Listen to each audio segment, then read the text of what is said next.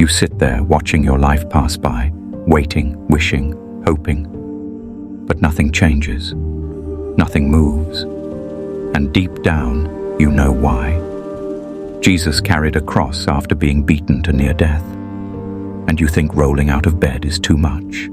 It's not the world. It's not the system. It's you. The laziness you justify. The excuses you make. That's the reason you're not where you want to be. The Bible calling laziness a sin is no coincidence. Anything that pulls you away from God's purpose is a trap. Just like gluttony dulls you, lust blinds you, and greed corrupts what you have, laziness keeps you stagnant, robbing you of execution, progress, and purpose. The Bible doesn't just discourage laziness, it condemns it. Proverbs 19 verse 15 says, "Laziness brings on deep sleep, and an idle soul will suffer hunger."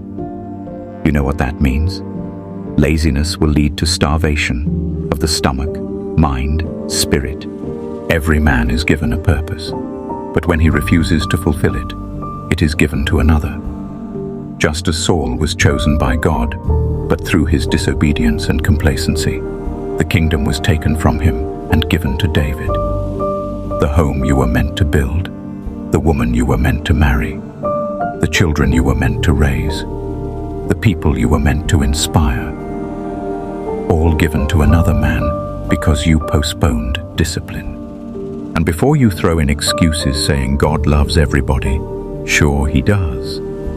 But does that mean he's going to hand you your dreams on a silver platter? Give you success without effort? A job you're not qualified for? Do you really think righteousness alone entitles you to everything you desire? If that were true, every believer would be rich, every worshipper would prosper, and the very principles of discipline, resilience, and accountability would be meaningless. But that's not how God works. That's not the mindset of a godly man. That's the lie the devil whispers to make you believe God owes you something. Remember, God is not the fraudulent parent who spoon feeds his child.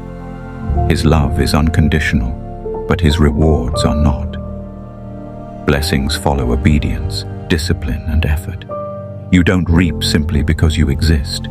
You reap because you sow. That's because God himself wants to see men rise to their full potential. The kind of potential that doesn't break under pressure, that fights through obstacles, that falls but gets back up stronger. The kind that can continue his legacy, just like Jesus carried it. Do you think he can work through men who refuse to leave their comfort? Men who procrastinate, who trade discipline for indulgence, who surrender to weakness? No. That kind of man is nobody's role model. God designed men for action. Adam wasn't given work in the garden because God needed him to work. He was given that responsibility because work is tied to purpose. A man without purpose finds work draining and empty. But when purpose is clear, even labor feels meaningful. Sometimes you can find purpose in your work and work in your purpose. A God-given purpose might just be leading a Christ-centered family, but to sustain it, a man must work. Or the purpose could be spreading his word and helping people walk in righteousness, which eventually becomes work. So stop asking God for blessings if you're not willing to work for them. Stop praying and waiting for a sign when all the wisdom is in the Bible and it tells you, move, work, build. God can't use a lazy man to do great things in life, can he?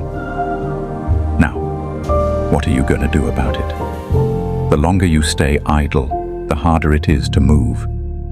Your daily inactions are compounding, and one day, you won't even fight back. You'll just accept it. You'll convince yourself effort is pointless, success is for others, and the world is against you. But in reality, your downfall will not be external. It will be internal. So wake up. Start working. Start moving. Do something. If it's the work doesn't align with your purpose, God will redirect you. You can be sure of that. Leave it up to Him. You just start somewhere, because every action you take, every skill you learn, every lesson you face during those failures are going to shape you for the purpose God has already set for you. Just trust Him. God cannot give you the talent, the dreams, and the potential only to nerf you with laziness. That laziness is not from God.